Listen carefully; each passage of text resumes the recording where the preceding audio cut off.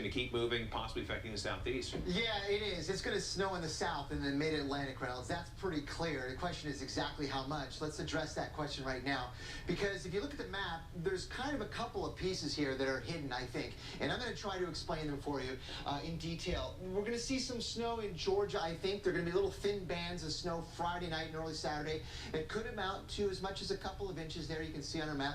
But a much more substantial snow setting up for parts of upstate South Carolina and in the Piedmont of North Carolina, Raleigh-Durham in particular, could see quite a bit, maybe in excess of 6 inches. You can see that on our map right there, with maybe even more than that, closer to 10 in some places.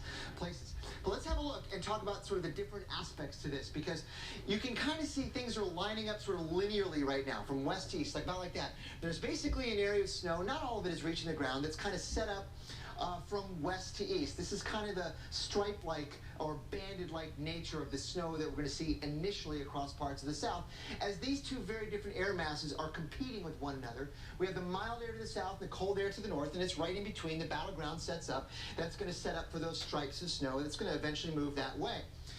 But the more substantial snow across the mid-Atlantic comes in later Friday night and early Saturday as a more robust circulation right in there on the west coast right now begins to find its way this way and really begin to actually crank up a real winter storm for us in the mid-Atlantic.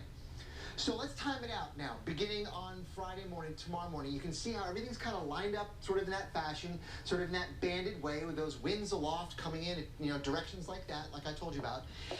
But we're going to continue to see that. But as we head toward Saturday morning, you start to see a flare-up of snow, a more substantial and heavier snow in northeast corner of Georgia, western South Carolina, and North Carolina. This is that disturbance that's now on the west coast that comes in and amplifies things a little bit. So Saturday morning, it may well be snowing hard in Greenville. It may be snowing hard in Raleigh, Greensboro, Charlotte, even as far north as Norfolk, Virginia, and it's not going to get out of there probably until late in the day on Saturday. So there's a lot going on here.